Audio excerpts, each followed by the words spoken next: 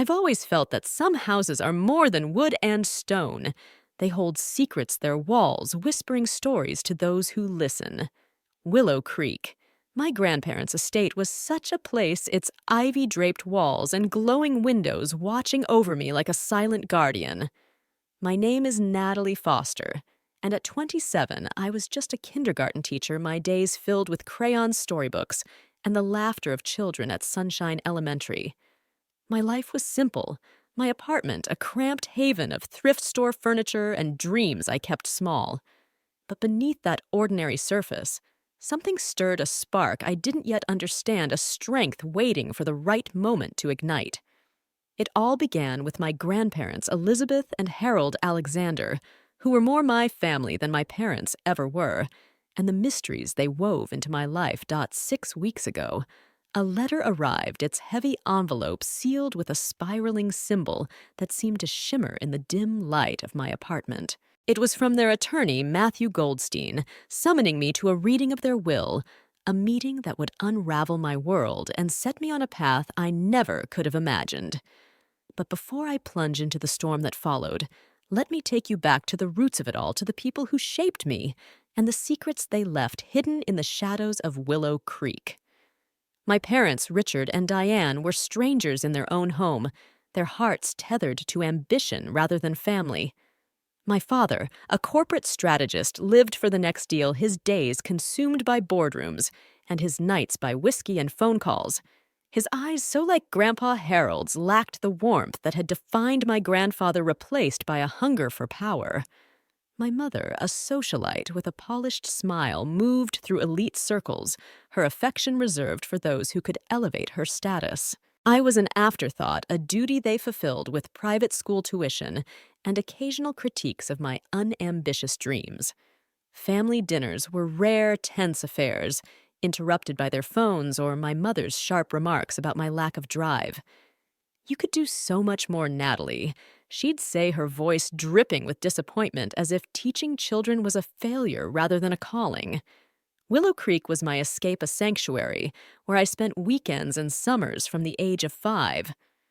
The estate sprawled across 3 acres, its gardens, wild with roses and herbs that Grandma Elizabeth tended with a reverence that felt almost ritualistic. She'd kneel beside me in the dirt, her hands steady as she planted seeds, her voice low as she murmured words. I couldn't quite catch phrases that sounded like poetry or prayers. "The earth knows you, Natalie," she'd say, her eyes twinkling with a secret I was too young to grasp. Grandpa Harold, with his calloused hands and weathered smile, taught me to carve wooden birds and fix leaky faucets, his lessons laced with wisdom. "Strength isn't in what you own," he'd tell me, his voice steady, "but in what you stand for." Their home was modest despite their wealth, a 4-bedroom relic filled with creaking floorboards and shelves of leather-bound books. They'd built their fortune from Alexander Logistics, a company started in their garage in the 1970s, now a regional powerhouse with a 25% stake worth $1 million. Yet they lived simply, their clothes, practical their meals, home-cooked. I loved the attic, most a dusty maze of trunks and artifacts, old maps, brass compasses, a pendant etched with a crescent moon, and spiraling symbols that Grandma gave me when I turned 16. "Keep this close," she'd said, her voice serious, her eyes holding mine. "It'll guide you when you need it." I wore it, always its weight a comfort, though. Sometimes it felt warm, as if alive, its symbols catching the light in ways that defied explanation. My bond with them was my lifeline. Weekends were filled with stories by the hearth. Grandma's lavender tea warming my hands, Grandpa's laughter filling the room. They taught me to see the world differently, to value kindness over wealth, to listen to the quiet truths others ignored. But there was always something more, a layer beneath their warmth. The way Grandma's garden seemed to bloom out of season, the faint hum in the house at night, the locked drawer in their study I was never allowed to touch. Once when I was 12, I caught Grandpa staring at the pendant around my neck, his expression distant, as if seeing something beyond me. "You're special, Natalie," he'd said softly. One day you'll understand why. My parents, by contrast, were a shadow over my childhood. My father resented his parents' frugality, believing their wealth should fund his lavish lifestyle. He'd visit Willow Creek only to ask for money $50,000 for a car, $200,000 for a vacation home, his requests met with quiet refusals. "We've given you enough," Richard Grandpa would say, his voice firm but kind. My mother saw their simplicity as an embarrassment, urging them to move to a proper neighborhood. Their distance from my grandparents extended to me. I was a burden, a reminder of responsibilities they'd rather ignore. My brother Jason, 2 years younger, followed their lead, chasing get-rich-quick schemes and treating me as an inconvenience. The tension came to a head when I was 15. My father passed over for a leadership role in Alexander Logistics, stormed into Willow Creek, accusing Grandpa of favoring outsiders over family. "You're hoarding it all!" He'd shouted, his face red with rage. Grandma's voice was calm but cutting. "We built this for those who share our values, Richard, not for your greed." I hid in the attic, clutching the pendant, its warmth a strange comfort as their voices echoed below. That night, Grandma found me, her eyes soft but serious. "Some people chase shadows, Natalie. You chase light." I didn't understand then, but her words stayed with me, a seed planted for a future I couldn't yet see. Years later, as a teacher, I carried their lessons into my classroom, finding joy in helping children discover their own sparks. My life was small, but full, my $30,000 salary enough for my needs. I visited Willow Creek monthly, each trip a return to my true home. The last time I saw them, a month before the accident, Grandma pressed a folded note into my hand, her eyes intense. "Keep this safe," she whispered, her fingers brushing the pendant. The note, tucked into my wallet, bore the same spiraling symbol as the pendant, with a single line: "When the time comes, trust the signs." I thought it was just her eccentricity, but the pendant warmed as I read it, and I felt a prickle of something, destiny perhaps, or a warning. Then came the call that changed everything. A drunk driver, a rainy night, a crash that stole them both. The grief was a weight I couldn't shake, a void where their laughter had been. The funeral was a blur of insincere tears, my family's presence a performance for their social circles.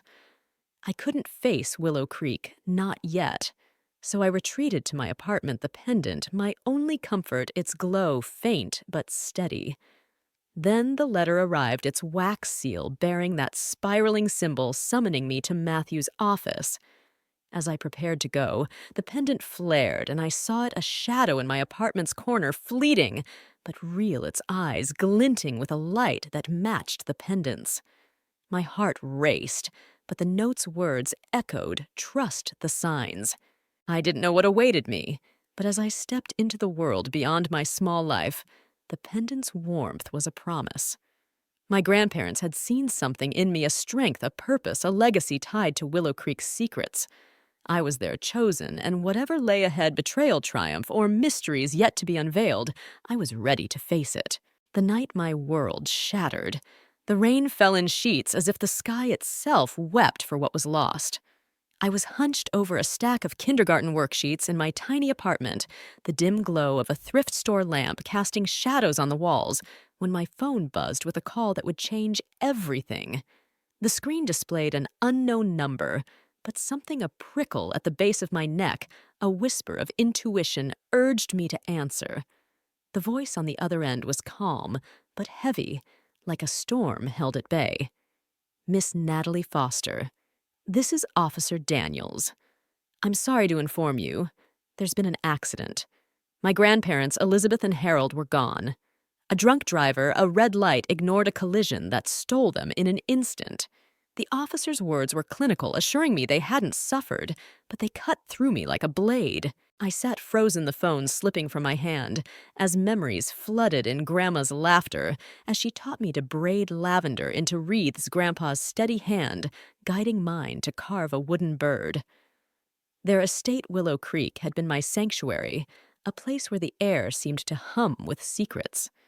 Now it was silent, and I was alone. The days that followed were a haze of grief, each moment punctuated by the hollow rituals of loss.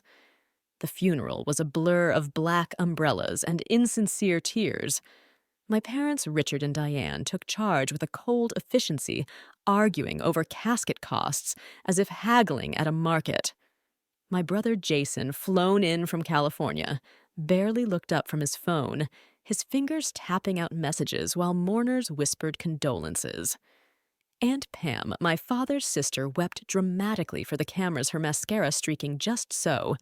But the moment the lenses turned away, her face hardened into something calculating. Uncle Steve, her shadow, lingered in corners, his eyes darting as if searching for an escape.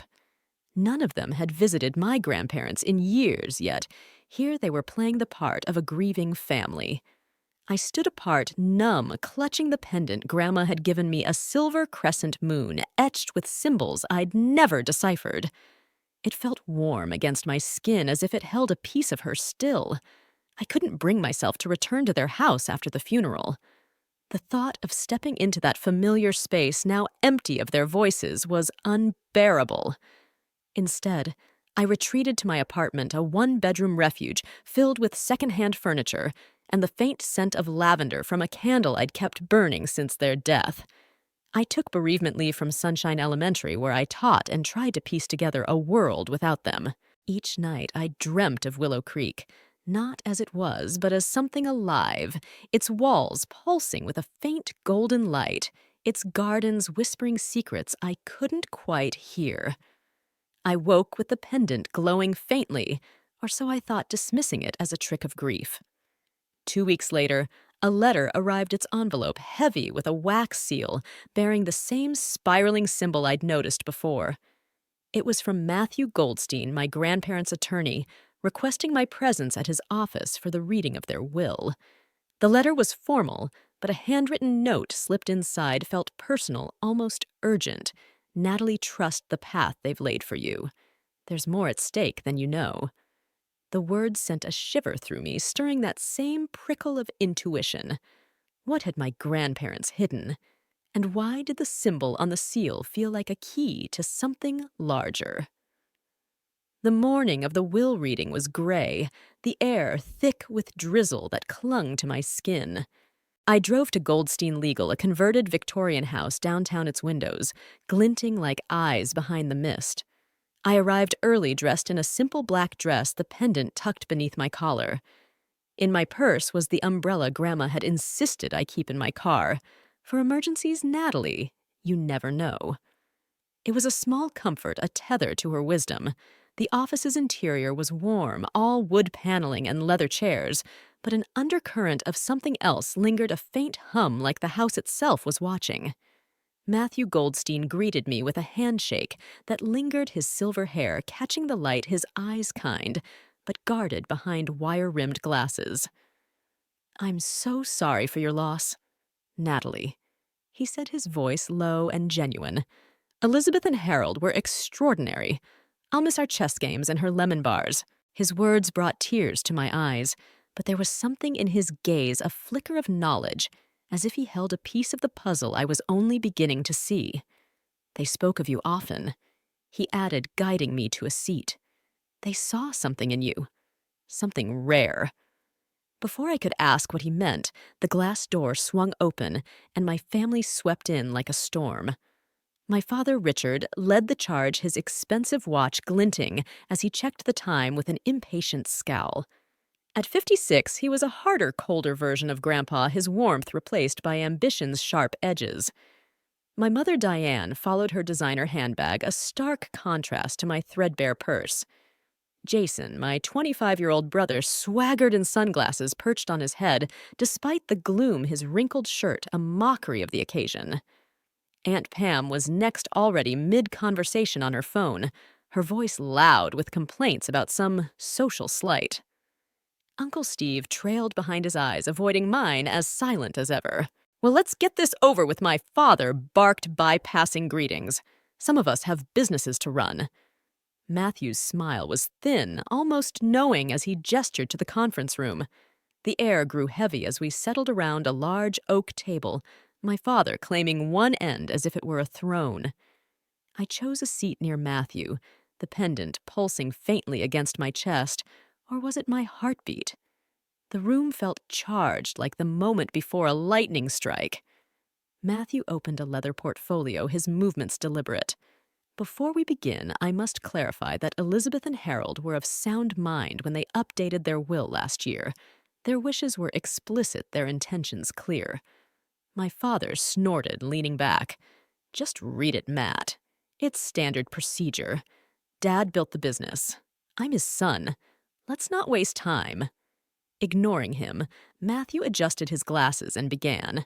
The legal jargon washed over me, a drone of revocations and executors, until he reached the heart of it. We hereby bequeath our entire estate, including all cash assets totaling approximately $8 million, our investment portfolio valued at $12 million, all real estate holdings, including our primary residence valued at $5 million, and our 25% ownership stake in Alexander Logistics, valued at $1 million, to our beloved granddaughter, Natalie Grace Foster. The room froze. My breath caught my vision narrowing to the pendant's faint warmth. $26 million. To me. A kindergarten teacher who clipped coupons and drove a 10-year-old sedan. My father's chair scraped back his face, a mask of fury. This is absurd. He roared, snatching the document from Matthew's hands. They were senile. This can't stand. My mother's voice was sharp, her eyes narrowing at me. A kindergarten teacher. She'll squander it in a year. Jason slammed his fist on the table. What about me? I'm family too. Aunt Pam's face flushed crimson. What did you do? Natalie whisper lies in their ears. I sat silent, the pendant now undeniably warm, its symbols seeming to shift in my mind's eye. Matthew retrieved the will with calm authority.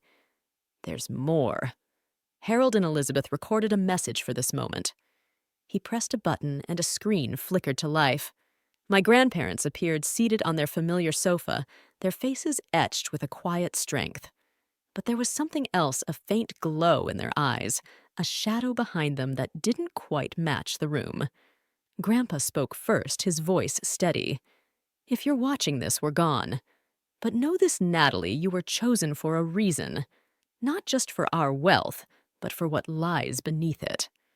Grandma's gaze seemed to pierce through the screen, locking onto mine. There are secrets in Willow Creek, Natalie. Secrets only you can uncover. Trust yourself. Trust the signs. The video ended abruptly, the screen going dark, but the room felt alive with questions. My family's outrage drowned out the words, but I felt them settle into me heavy with purpose. What secrets? What signs? And why did the pendant burn against my skin as if waking from a long slumber? As my father shouted about lawsuits and my mother cooed false promises, I clutched the pendant, feeling a spark of something new, a strength I hadn't known I possessed. The inheritance wasn't just money. It was a key to a mystery, a call to a power I was only beginning to understand. And as my family's true colors bled through their rage, I knew this was only the beginning. The air in Matthew Goldstein's office was thick with anticipation, like the charged silence before a storm breaks. I sat at the oak conference table, my fingers tracing the crescent moon pendant around my neck, its surface inexplicably warm against my skin. The Victorian house-turned-law office seemed to hum faintly, or perhaps it was my own nerves amplified by the cryptic words from my grandparents' video secrets only you can uncover. Trust the signs. What did they mean? And why did the pendant feel alive, pulsing in rhythm with my heartbeat? I had no answers, only questions as my family filed into the room, their presence, a storm cloud ready to burst. My father Richard strode in first, his tailored suit and impatient scowl a stark contrast to the warmth of this place. At 56, he was a shadow of my grandfather Harold, but without the kindness that had defined Grandpa's eyes. My mother Diane followed her designer heels, clicking sharply her handbag, a gleaming trophy of status.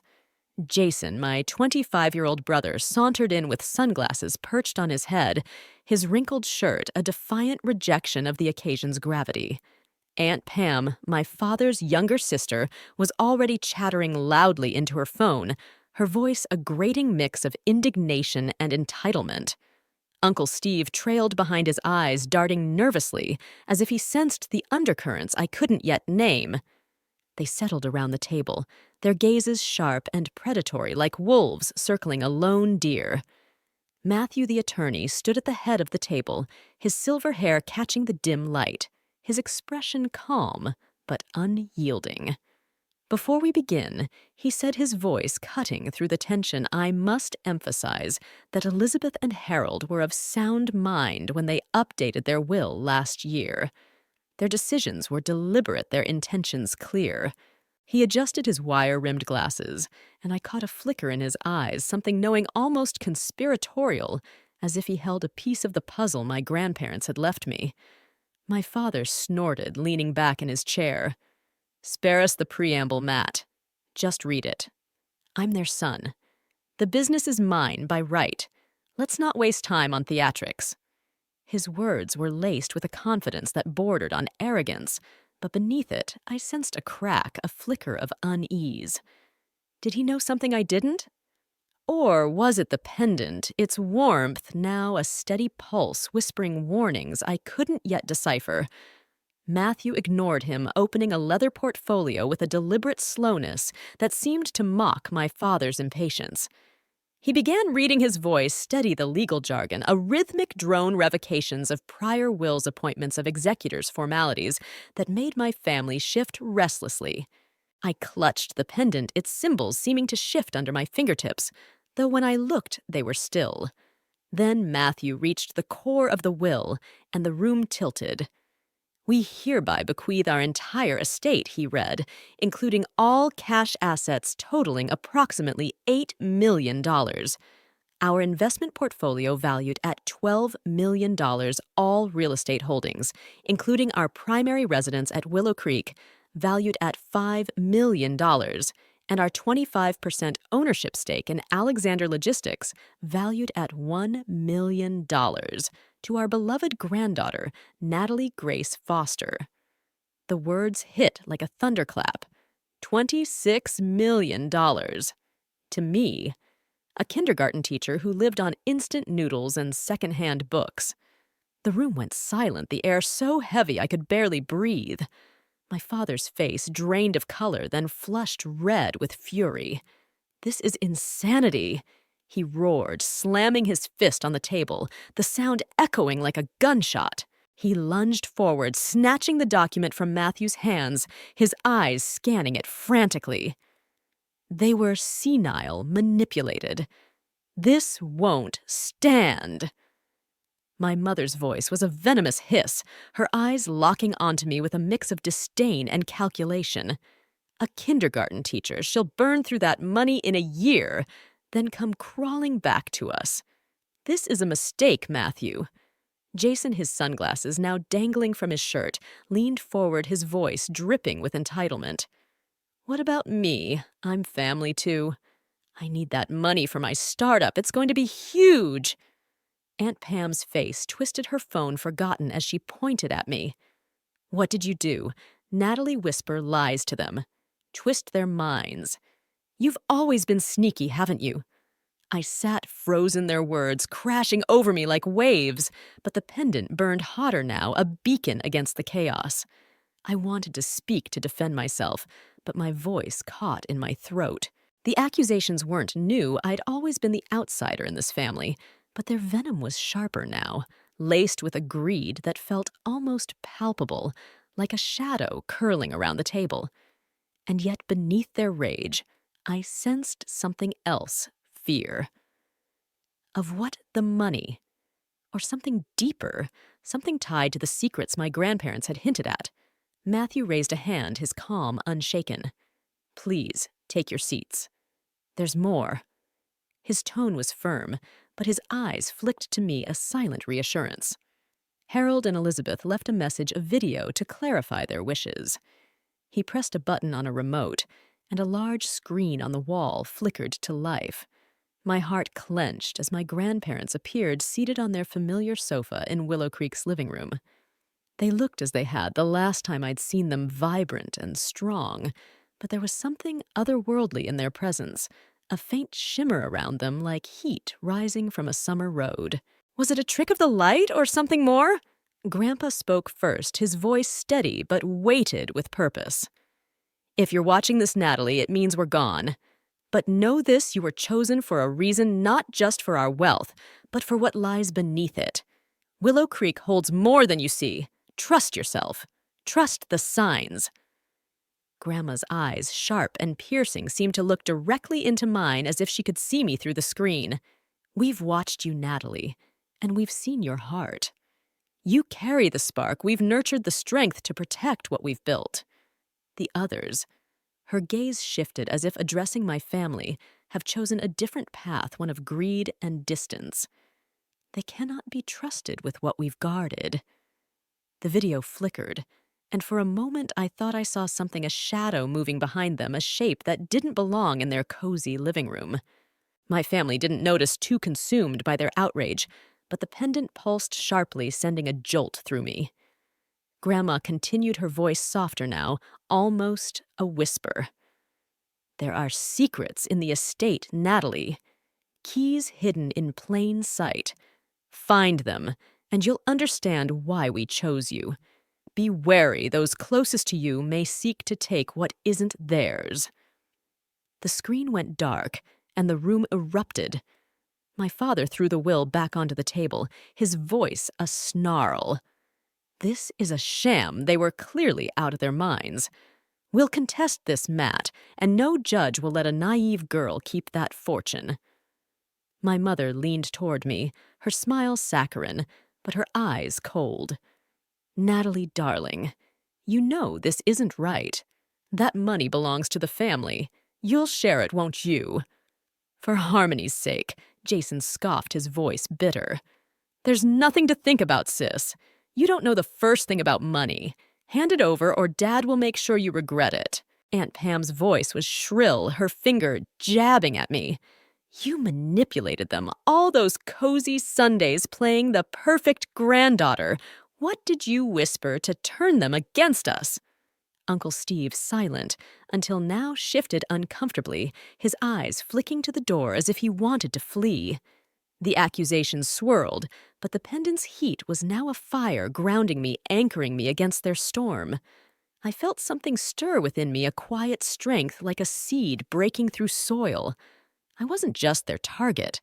I was something more, something my grandparents had seen and nurtured. Matthew's voice cut through the chaos, steady as a lighthouse in a tempest.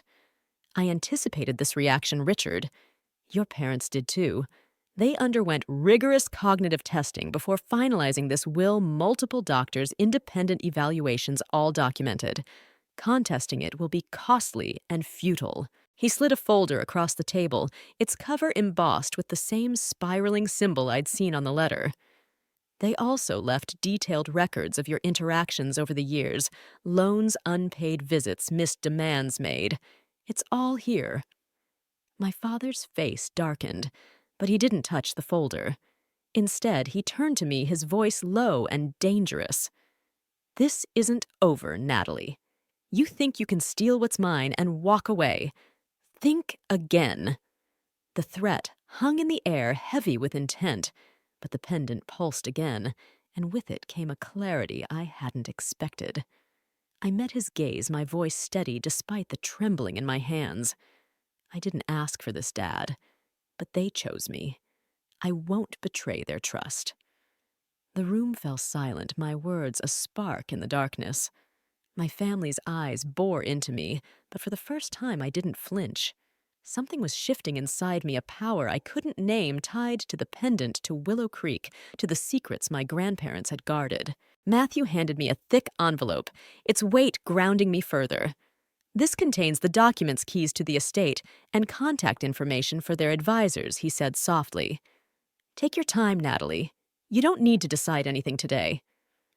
As my family stormed out their threats echoing in the hall, I clutched the envelope, the pendant now almost scalding against my skin.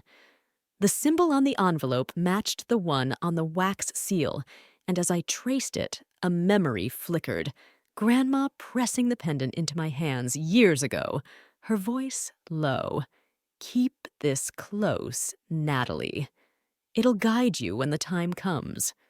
What was she preparing me for? And why did the air in the room feel charged as if the walls themselves were waiting for me to act? I left the office, the drizzle outside now a full storm, the pendant a steady pulse against my chest. My family's rage was just the beginning, but the video's words echoed in my mind. Secrets in Willow Creek. Keys hidden in plain sight. I was no longer just a teacher, no longer just a granddaughter.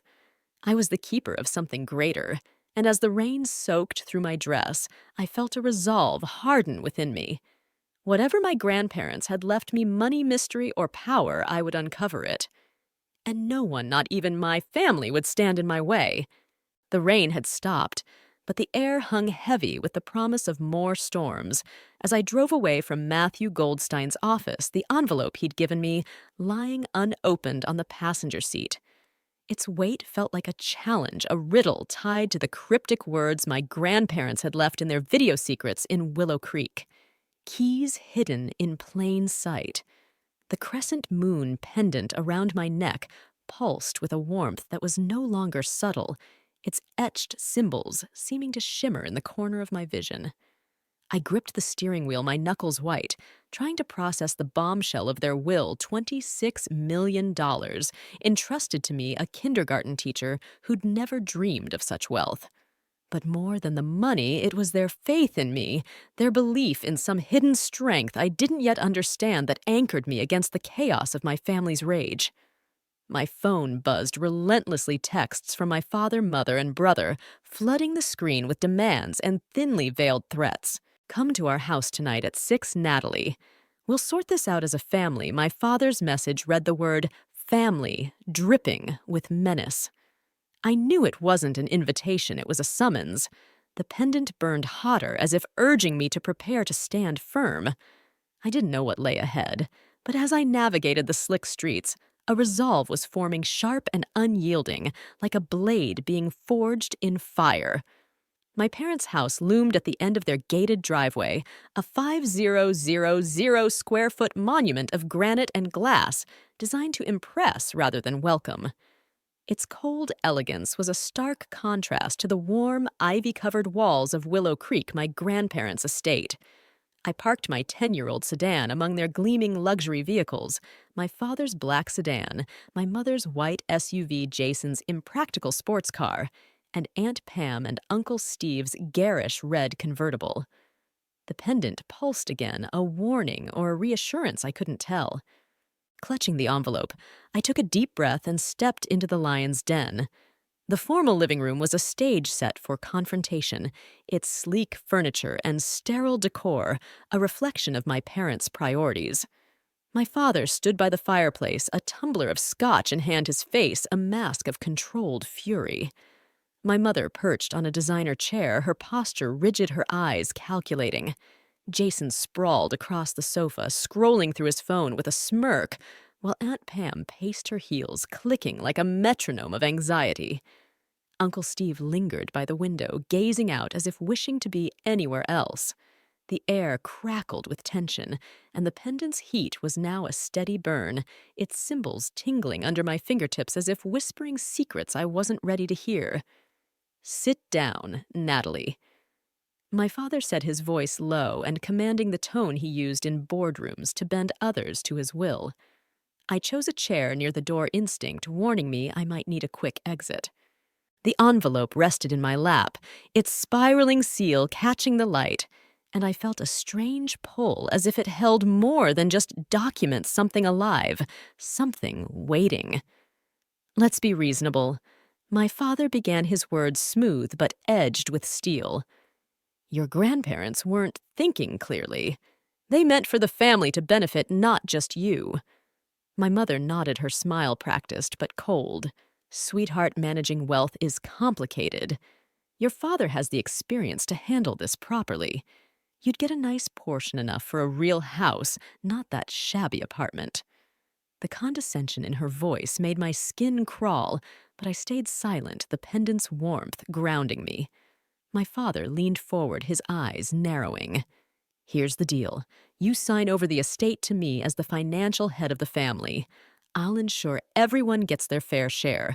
You'll receive 10%, $2.6 million. More than generous for a teacher with no ambition. More than enough. Jason chimed in, his smirk widening. I need at least $5 million for my crypto exchange. It's a sure thing, sis. I nearly laughed at the absurdity. Jason's last venture, a failed app for rating public restrooms, had burned through $50,000 of my parents' money in months. Aunt Pam jumped in, her voice shrill. The house should go to us. We have 3 children to consider.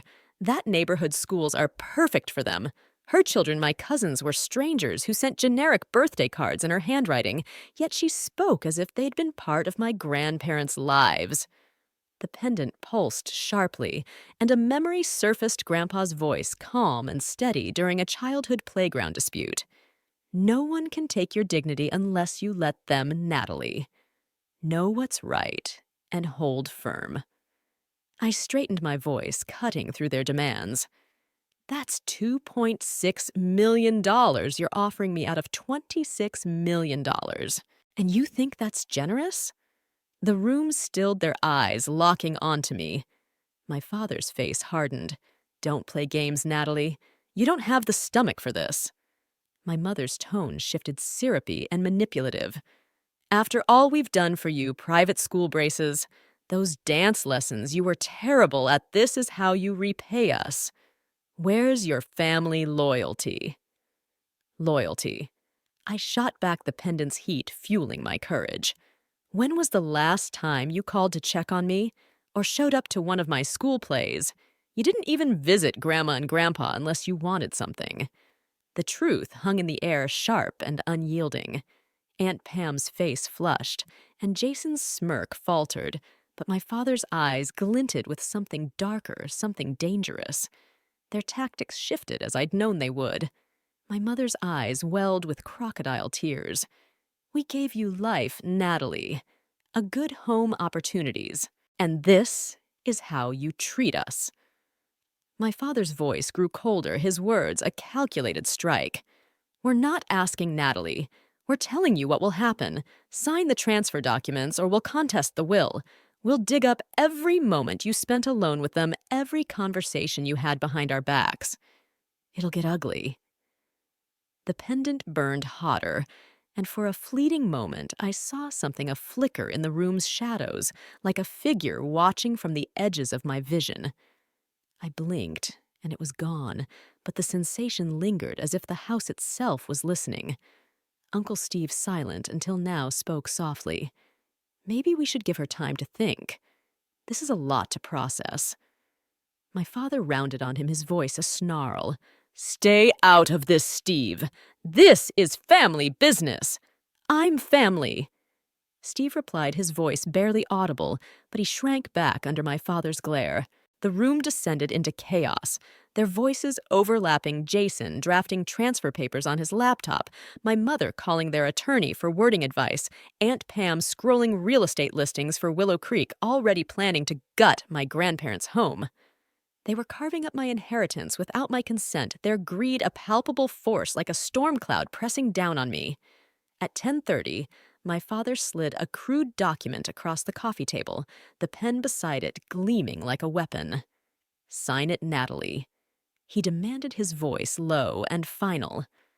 I picked up the paper, reading its broad, predatory language terms that would strip me of all rights to the estate, leaving me a percentage at my father's sole discretion. The pendant flared, its heat almost painful, and I felt a surge of clarity as if my grandparents' voices were whispering through it. Trust yourself. Protect what we've built. No. I said, my voice steady, the word, a shield.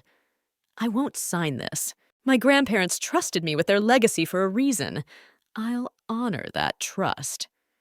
The room went silent, their eyes boring into me. My mother launched into a tirade about ingratitude. Jason hurled insults I won't repeat, and Aunt Pam sobbed theatrically about her children's future. Through it all, I sat still, the pendant's warmth, a steady anchor, my resolve hardening like stone. My father slammed his glass down the crack of it, echoing like a warning shot. Enough, he roared, stalking toward me, his finger inches from my face. You've got a choice, Natalie. Sign that paper and stay part of this family, or take your precious inheritance and consider yourself disowned. You can't have both. The ultimatum hung like a guillotine, but the pendant pulsed, and I saw it again, a shadow moving in the corner, fleeting, but real its form, indistinct but watchful. My heart pounded, but I searched their faces, my father's rage, my mother's calculation, Jason's smugness, Pam's dramatic, Steve's avoidance. There was no love there, no family, only greed. They'd never seen me as one of them, only as a means to an end. I'm not signing, I said, standing my voice firm. I'm sorry you feel this way, but I have to respect what Grandma and Grandpa wanted. My father's laugh was cold-cutting. You think you're clever, don't you? Check your lease, Natalie. That apartment you're so proud of. We co-signed it because your pathetic teacher's salary couldn't qualify. We own the building through one of our companies. Consider your lease terminated. My stomach dropped. He was right. Years ago, when I'd struggled to rent my apartment, they'd stepped in their help, a chain I hadn't seen until now. You have 30 minutes to pack essentials, my mother said, checking her watch, her voice devoid of warmth. The locks will be changed tomorrow. Better hurry. Sis Jason smirked, leaning back. That $26 million won't keep you warm tonight. The pendant burned, and the shadow flickered again, closer now, its presence a silent ally. I moved on autopilot, grabbing clothes, toiletries, and a few sentimental items, a photo of me with my grandparents, a book of poetry Grandma had loved. My father stood in the doorway of my childhood bedroom, arms crossed, watching like a guard, ensuring I took nothing he deemed valuable. You were never really part of this family, he said, his voice a blade. Your mother and I were going to divorce before she got pregnant with you. You were the obligation that trapped us. The words cut deeper than I'd expected, confirming a truth I'd always sensed, but never wanted to face.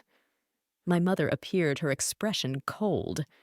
We've wasted enough time and money on you private school summer camps, those useless dance lessons. This is the end of our investment. Investment. Not love, not care, but a transaction that had failed to yield their desired return. Jason leaned against the wall, his smirk cruel. You'll regret this when you're broke and alone. That money will run out and you'll come crawling back. We'll remember how you chose cash over family. I zipped my duffel bag, fighting tears I refused to let them see. The pendant pulsed its warmth, a lifeline, and I grabbed Grandma's quilt from the bed, its intricate patterns seeming to glow faintly in the dim light. I wouldn't leave that behind. With 3 bags slung over my shoulders, I made my way downstairs, their eyes tracking me like predators. At the front door, I turned, meeting their gazes one last time. You might have money now, my mother said, her voice dripping with disdain. But family is forever. You'll realize what you've thrown away. The pendant flared, and I felt the shadow's presence stronger now, as if it stood beside me. I'm not the one throwing away family, I replied, my voice quiet but unshakable. You are. I stepped into the night, the door slamming behind me with a finality that echoed in my bones.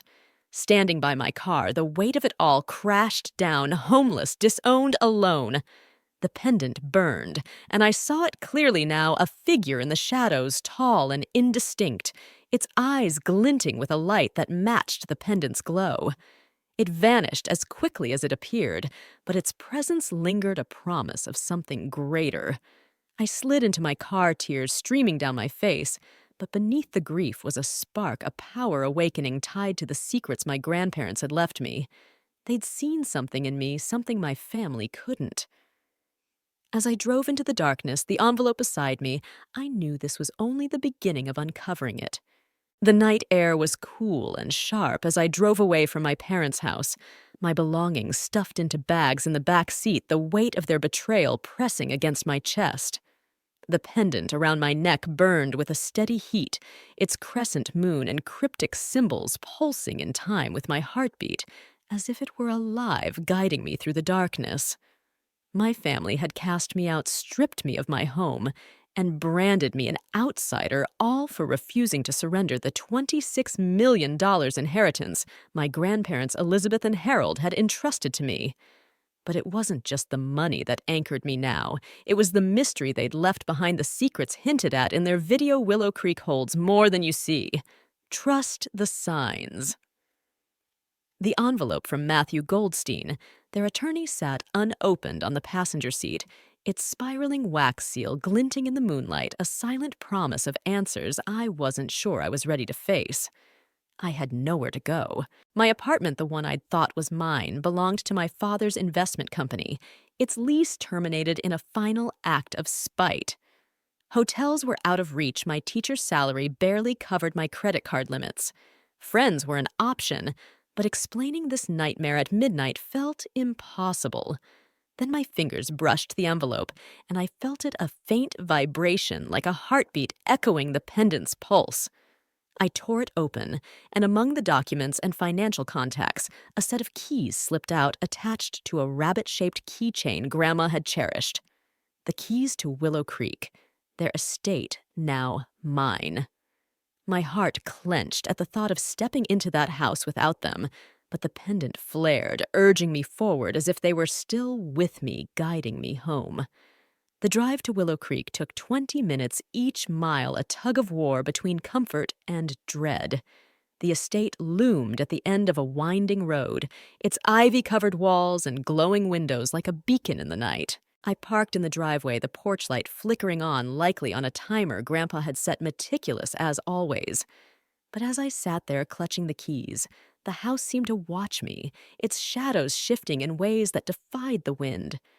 The pendant burned hotter, and for a moment I swore I saw a figure in the upstairs window, a silhouette that vanished when I blinked. My breath caught. Grief, exhaustion, or something else I couldn't tell, but the pendant's pulse was insistent, pulling me toward the door. The key turned smoothly, and the house greeted me with a rush of familiar scents. Lemon verbena from Grandma's potpourri, the faint polish Grandpa used on the furniture every Sunday. I flipped on the lights, half expecting their voices to call out from the kitchen, but the silence was deafening. The living room was exactly as I'd last seen it a month before their accident. The worn sofa where we'd shared stories, the bookshelf lined with novels and leather-bound journals, the hearth where Grandma had taught me to braid lavender. But there was something new, a faint hum in the air, like the house was alive, waiting. The pendant throbbed, and I felt it again, that sense of being watched, not with malice, but with expectation. I made my way to the guest room I'd always used, dropping my bags on the bed. Everything was untouched, the novel I'd been reading still open on the nightstand. A bookmark marking my place, fresh towels folded on the dresser placed there by Grandma, as if she'd known I'd return. The thoughtfulness of it undid me, and I sank onto the bed, tears spilling over. The pendant glowed faintly, its light casting strange patterns on the ceiling symbols that matched its etchings, spiraling and shifting like a code I couldn't crack. I clutched it, whispering, "What did you want me to find?" The house answered with silence, but the hum grew louder, a vibration that seemed to come from the walls themselves. Exhaustion overtook me, and I fell asleep, fully clothed, the quilt Grandma had made wrapped around me, its patterns glowing faintly in the dark, or so I thought. My dreams were vivid, fractured Willow Creek's gardens, blooming with unnatural light, a hidden door in the study, pulsing with energy, my grandparents' voices whispering, "Find the key, Natalie. It's yours to protect." I woke with a start, the morning sun streaming through the window, the pendant warm against my skin. The silence was heavier now, the absence of Grandpa's off-key whistling, and Grandma's coffee brewing a fresh wound. But the pendant's pulse was steady, a reminder that I wasn't alone, not entirely. My phone had exploded overnight with messages, threats from my father, manipulative pleas from my mother, a chilling text from Jason, enjoying the big, empty house not for long. The words sent a shiver through me, not just for their menace, but for the certainty behind them. What did they know? What were they planning? I forwarded Jason's text to Matthew, who replied instantly, "Stay where you are. I'll be there in 30 minutes. Don't open the door for anyone else." His urgency sharpened my senses, the pendant flaring as if in agreement. I paced the kitchen, the hum of the house louder now, a rhythm that seemed to sync with my heartbeat. Matthew arrived exactly on time, carrying a briefcase and a cardboard tray with 2 coffees. His silver hair gleamed in the morning light, his eyes sharp with a knowledge that made me uneasy. "Your family's already moving," he said, sliding a coffee toward me as we sat at the breakfast nook. "They've contacted 3 attorneys about contesting the will, but your grandparents anticipated this." He opened his briefcase, pulling out a deed to a small cottage 20 minutes outside town. "Elizabeth bought this 5 years ago, kept it in a separate trust for you. Richard doesn't know. You have a safe place if you need it." Relief washed over me, but the idea of hiding while my family circled like vultures didn't sit right. The pendant pulsed, urging me to stay, to dig deeper. "There's more," Matthew said, his voice lowering. "You're not alone in this. Your grandparents built a network, friends, associates who understood their vision and your family's true nature." As if on cue, a knock sounded at the back door. Matthew's lips curved slightly. "That'll be Carlos." I opened the door to find a man in his early 50s, salt and pepper hair framing kind eyes. He held his hat respectfully, his voice warm. "Miss Natalie, I'm Carlos Ramirez, your grandparents' estate manager for 15 years. I'm so sorry for your loss." They were remarkable people. His sincerity nearly broke me, but the pendant's warmth steadied me. "I saw your car this morning." He continued and wanted to check if you needed anything. "The house, the grounds they're maintained. I've been keeping watch." Keeping watch. The words echoed, and I glanced at the pendant, its symbols catching the light. Had he been watching for me? Or for something else? Matthew invited Carlos to join us, and over coffee, he shared stories of my grandparents. I'd never heard how they'd quietly funded scholarships, saved families from foreclosure, all without seeking recognition. But there was something in his tone, a careful omission, as if he knew more than he was saying. The pendant pulsed, and I felt it again, that hum stronger now coming from the study. Carlos' eyes said, my voice steady, despite the questions swirling in my mind. Did they ever mention anything unusual about the house secrets they wanted me to find? His eyes flickered a shadow passing over them, but he smiled faintly. "They said you'd ask that someday. Follow me." He led me to Grandma's study, a small room off the main hallway, lined with bookshelves and a heavy oak desk. The hum was unmistakable now, a low vibration that seemed to emanate from the walls. Carlos pointed to a shelf of leather-bound journals, each dated meticulously. Elizabeth documented everything he said, pulling one down. "Family visits, conversations, their reasons for choosing you. But there's more here than words." I opened the journal, my grandmother's elegant handwriting filling the pages. May 15th, Richard visited first time in months. No questions about us, only a pitch for $250,000 for some crypto scheme. When Harold refused, he accused us of favoring Natalie, said she was manipulating us for her inheritance. Couldn't be more wrong. She brings joy, not demands. Page after page detailed my family's greed, my father's demands, Jason's failed ventures, my mother's disdain for their modest lifestyle. But my visits were described with warmth. Natalie brought homemade jam today, stayed to help in the garden. She sees us, not our wealth. As I read, the pendant flared and the hum grew louder, drawing my eyes to the desk. A hidden drawer caught my attention, its edge barely visible, marked with the same spiraling symbol as the pendant.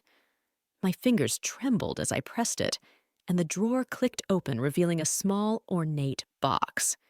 Inside was a key, its handle etched with symbols that matched the pendant's, a key that felt alive, pulsing in my hand.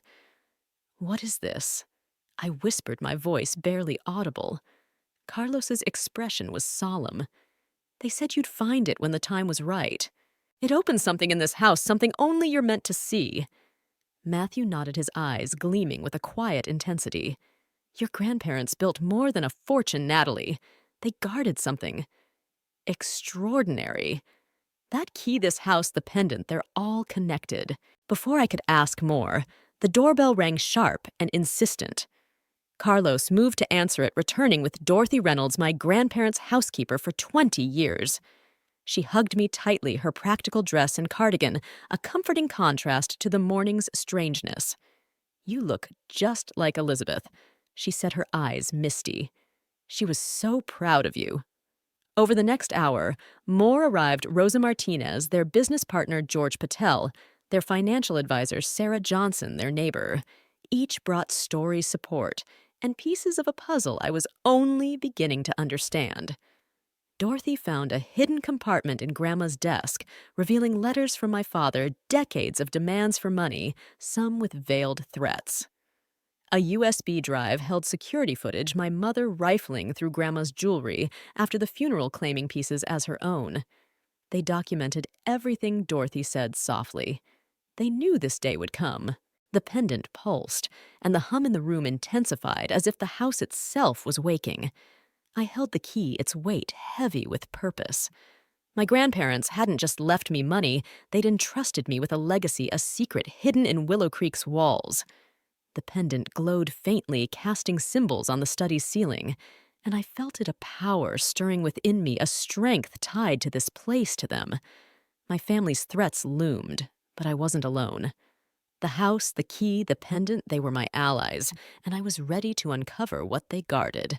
The morning dawned crisp and clear, the air around Willow Creek vibrating with an energy I could no longer ignore.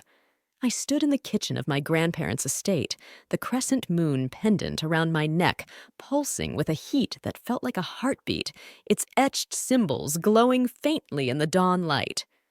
The ornate key I'd found in Grandma's study rested in my pocket, its weight a constant reminder of the secrets my grandparents Elizabeth and Harold had entrusted to me. Secrets tied to this house, to the $26 million inheritance, and to something far greater. My family was coming today, their threats clear in Jason's chilling text. "Hope you're enjoying Grandma and Grandpa's house while you can. We're coming at 10 to collect what's ours. Don't try to stop us." The pendant flared, and I felt it, a power stirring within me, a strength I was only beginning to understand. I was no longer just a kindergarten teacher. I was the keeper of Willow Creek's legacy, and I would not let them take it. Matthew Goldstein arrived at 8 a.m., his briefcase bulging with legal documents and a tray of coffee in hand. His silver hair gleamed, his eyes sharp with a quiet determination that mirrored my own. "They'll be here soon," he said, setting a folder on the dining table. Restraining orders, cease and desist letters, and evidence of their threats. "We're ready." His voice held a weight, as if he knew more than he was saying, and the pendant pulsed in response, its symbols casting fleeting shadows on the wall spirals that seemed to move when I looked away. Dorothy Reynolds. My grandparents' housekeeper bustled in, next her practical dress, a comforting anchor. She took over the kitchen, the smell of bacon and coffee filling the air, a faint echo of Grandma's hospitality. "Elizabeth would have wanted you fed." She said, her smile warm, but her eyes wary, as if she too sensed the storm approaching. By 930, the house was alive with allies. Carlos Ramirez, the estate manager, stationed by the front door, like a silent sentinel. Rosa Martinez, my grandparents' business partner, her laptop open to financial records. George Patel, their financial advisor, clutching portfolios. Sarah Johnson, their neighbor, setting out pastries with a quiet resolve. Each carried a piece of my grandparents' legacy, their loyalty a stark contrast to my family's greed. But the house itself felt like an ally, too. Its hum louder now, a vibration that seemed to pulse through the floorboards, syncing with the pendant's rhythm. I clutched the key in my pocket, its symbols matching those on the pendant. Last night, I'd scoured Grandma's journals, finding cryptic notes tucked between entries. The heart of Willow Creek waits for her. The key unlocks more than doors. What did it mean? The pendant glowed, casting patterns on the ceiling, and I swore I saw that shadow again, a figure tall and indistinct watching from the hallway. It vanished when I blinked, but its presence lingered, a silent guardian, or a warning I couldn't yet decipher. At 945, the sound of engines broke the silence. My father's black sedan, my mother's white SUV Aunt Pam and Uncle Steve's red convertible, and Jason's ostentatious sports car pulling into the driveway. Their early Matthew noted his voice calm, but edged with steel, trying to catch us off guard. The pendant flared, and I felt a surge of resolve as if my grandparents were standing beside me, their strength flowing through me. The doorbell rang sharp and aggressive, followed by a pounding that echoed like a war drum. Carlos opened the door, his posture unyielding. My father stood on the threshold, his face a mask of fury, momentarily startled to see someone other than me. Behind him, my family clustered like a pack, my mother's eyes cold, and calculating Jason's smirk dripping with arrogance, Aunt Pam's face flushed with indignation, Uncle Steve shifting nervously. "Where's Natalie?" My father demanded, his voice a low growl. "This is family business." Carlos didn't budge. "Miss Natalie is expecting you. Come in." They filed into the foyer, their steps faltering as they saw the gathering in the living room. I stood at the center, Matthew slightly behind me, the pendant glowing brighter now, its light casting faint symbols on the floor. The hum of the house intensified, a low thrum that seemed to unsettle them. "What is this?" My mother snapped, her voice brittle. "You've brought outsiders into a private matter." Before I could respond, the front door opened again, and 3 more figures entered their presence, shifting the room's energy. Judge Robert Henderson, a tall, dignified man in his 70s, strode in his stern gaze, locking onto my father. He'd been my grandparents' friend for decades, and had once ruled against my father in a business dispute, a defeat Richard still resented. Police Chief Maria Williams followed, her expression calm, but her eyes sharp, her daughter's education funded by my grandparents' charity. Last came Thomas Jong, their financial advisor, clutching a folder of damning records. My father's face paled at the sight of Judge Henderson, but he forced a jovial tone. "Robert, what brings you here?" The judge's voice was unyielding. "I'm here at Harold and Elizabeth's request through their attorney to witness any disputes over their estate." My mother turned to Chief Williams, her tone sharp. "And law enforcement? This is ridiculous. We're here for family heirlooms that belong to us." The chief's smile was thin, her words measured. "I'm here as a friend of the Alexanders, unless a crime occurs, in which case my duties take precedence." The pendant flared and the hum grew louder, the air crackling with an unseen energy. My family shifted, uncomfortably sensing it too. Jason muttered, "This is supposed to intimidate us." But his bravado faltered as 6 more figures entered through the back door, longtime employees of Alexander Logistics, their faces weathered but resolute men and women who'd known my father since childhood and witnessed his descent into greed. The room felt charged, the house itself a silent ally, its walls pulsing with the same rhythm as the pendant. I stepped forward, the key in my pocket, heavy with purpose, my voice steady despite the storm in my chest. "I know why you're here.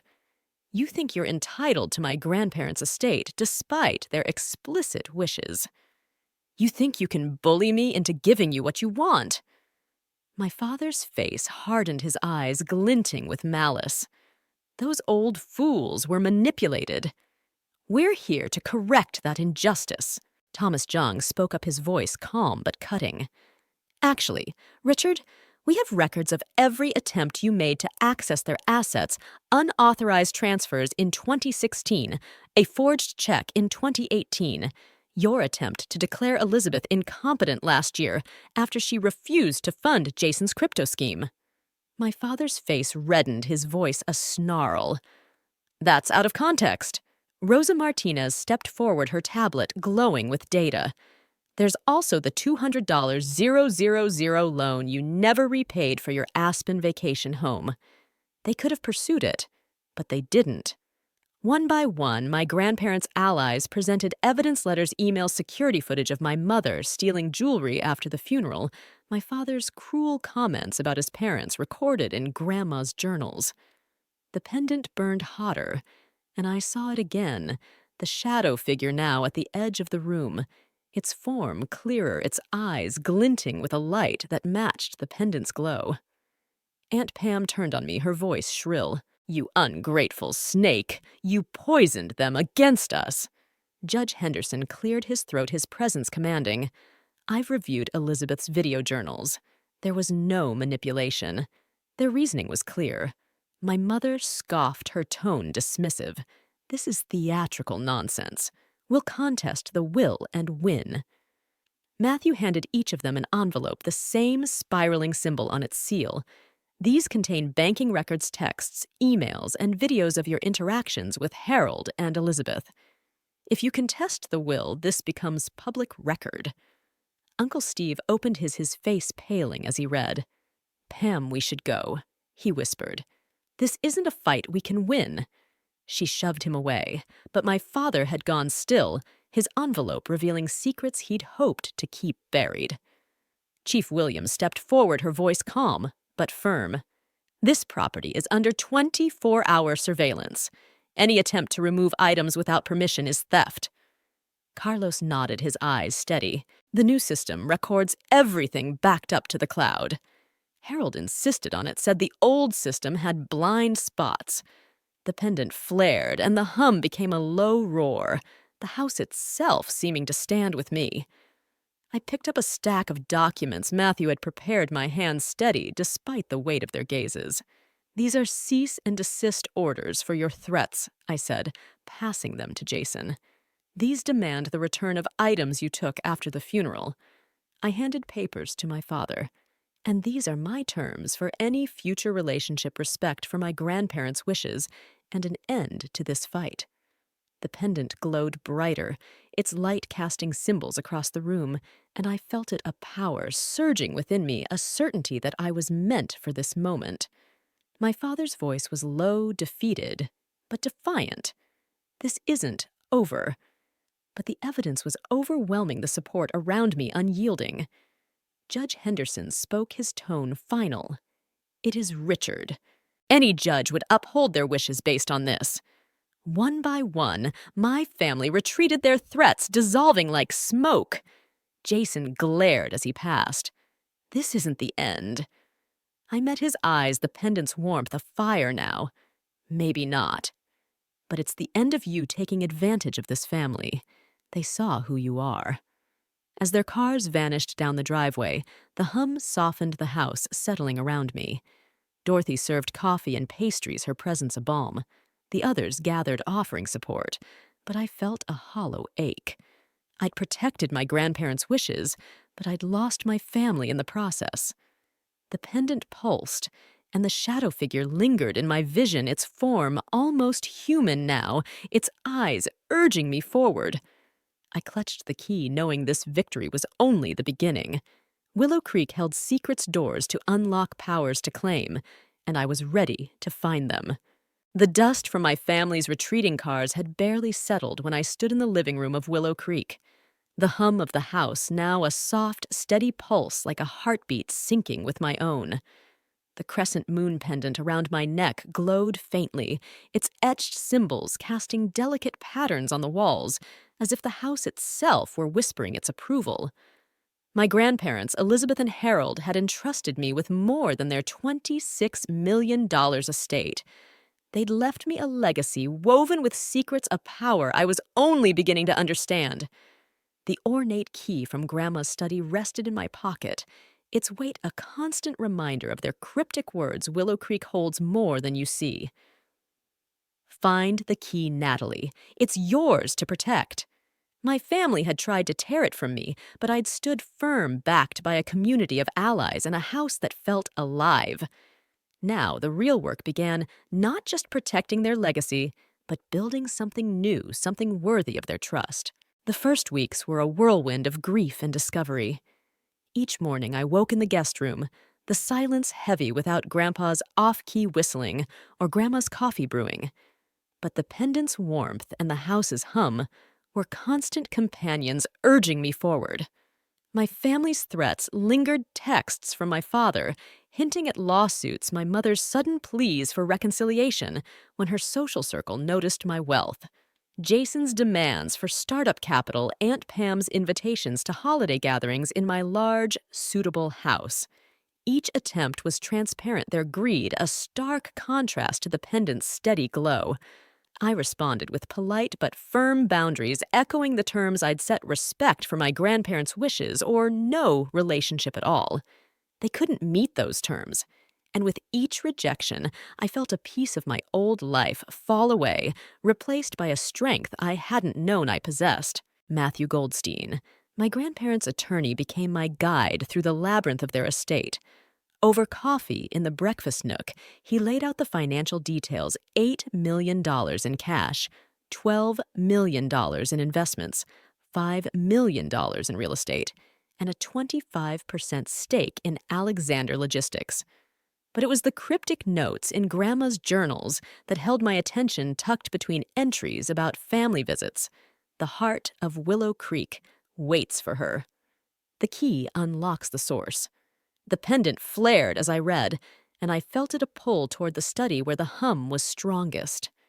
Late one night, I followed it, the key in hand, and found a hidden panel behind the bookshelf, its spiraling symbol matching the pendant's etchings.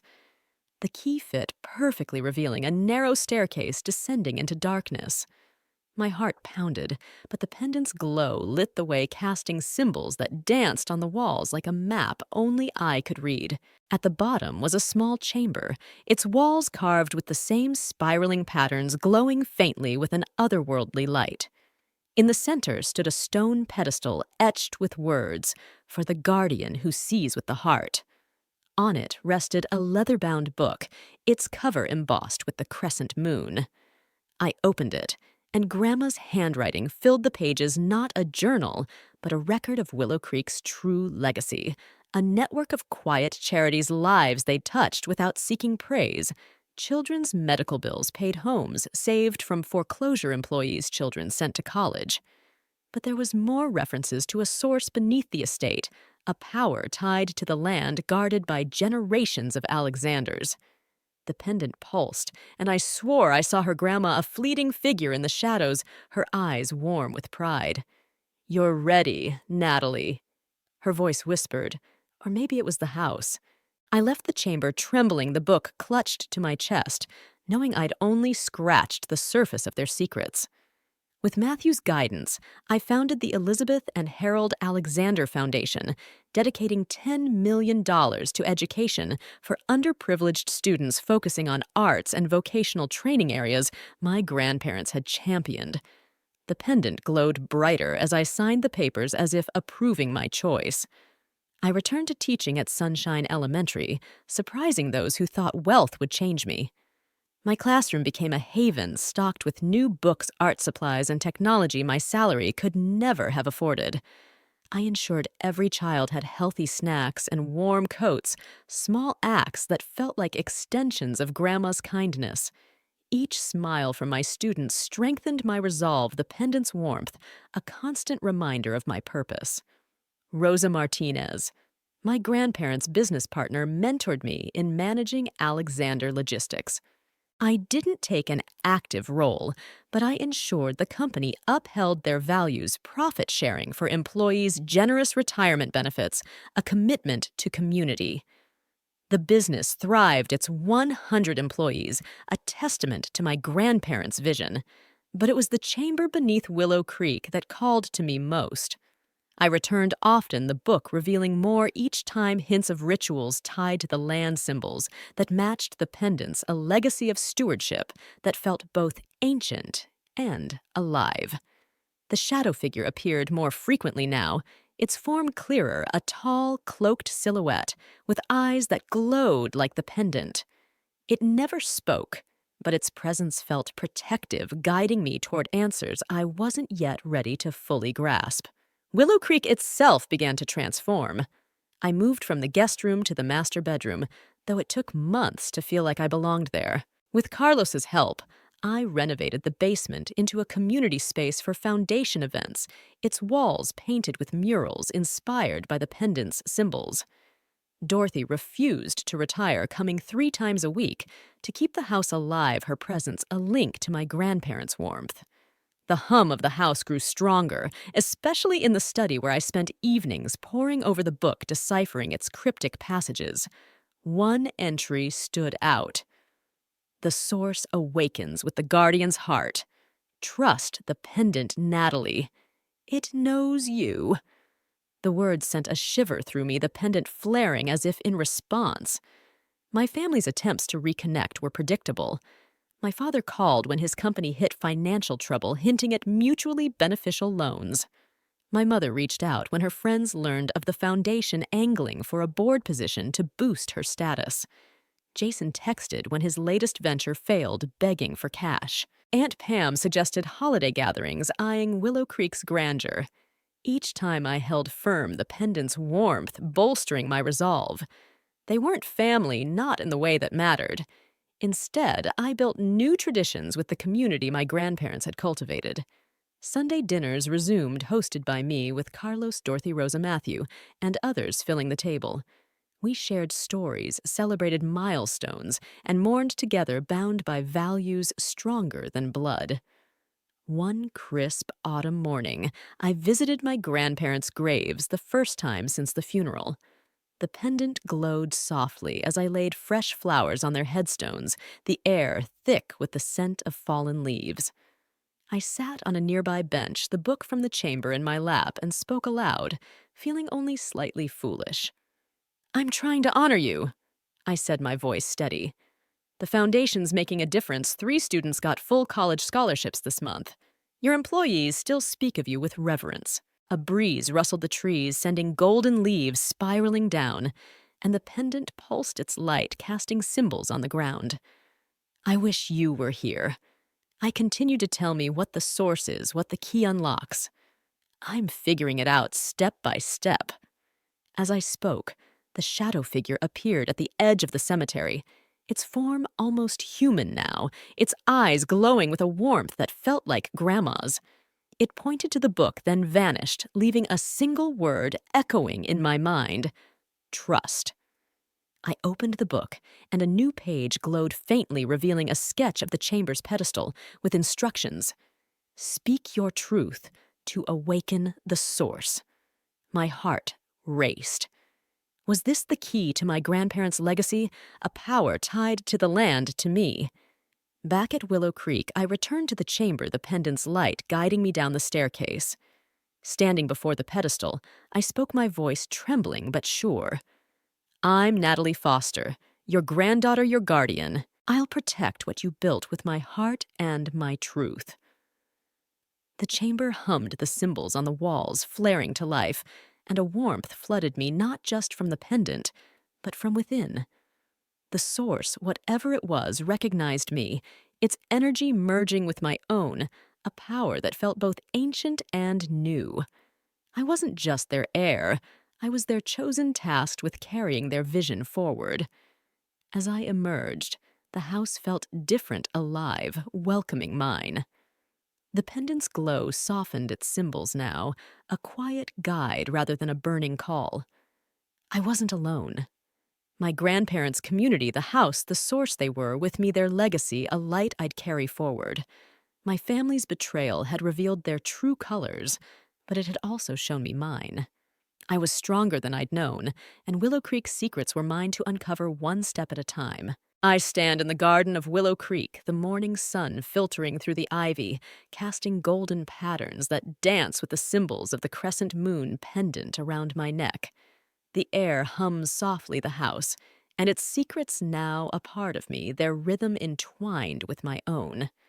The ornate key in my pocket, the glowing book from the hidden chamber, and the shadow figure that guided me, they've all led to this moment where I understand what my grandparents, Elizabeth and Harold, truly left me. Not just $26 million, but a legacy of love purpose and a power I'm still learning to wield. My family's betrayal. My father's threats, my mother's manipulation. Jason's greed, Pam's accusations tried to break me, but it only forged me stronger. The pendant glows faintly as I walk the paths. Grandma once tended her lavender, still fragrant her roses, blooming impossibly vibrant, as if touched by the same source that awakened in the chamber. That night when I spoke my truth to the pedestal, I felt it a force ancient and alive, tying me to Willow Creek, to my grandparents' vision. It wasn't just money they guarded, but a spark of something greater, a responsibility to use it for good. The Elizabeth and Harold Alexander Foundation thrives, sending kids to college, filling my classroom with supplies, keeping their company's heart beating for its employees. My new family, Carlos, Dorothy, Rosa, Matthew, and the others, fills Willow Creek with laughter on Sunday evenings, their presence a testament to what family truly means. I learned that wealth is a tool, not a measure of worth. My grandparents taught me to see with my heart, to value integrity over ambition, connection over control. Their secrets, the chamber, the source, the pendant, were not just mysteries, but a call to become the guardian they believed I could be. The shadow figure, now a faint memory, was their echo guiding me until I found my strength. My family's greed showed me who they were, but it also showed me who I am: resilient, anchored by love, ready to carry their light forward. As I sit by their graves, the book from the chamber open in my lap, I whisper my promise to keep uncovering Willow Creek's secrets, to let the source guide me. The pendant pulses soft and warm, its symbols a quiet reminder. Trust yourself.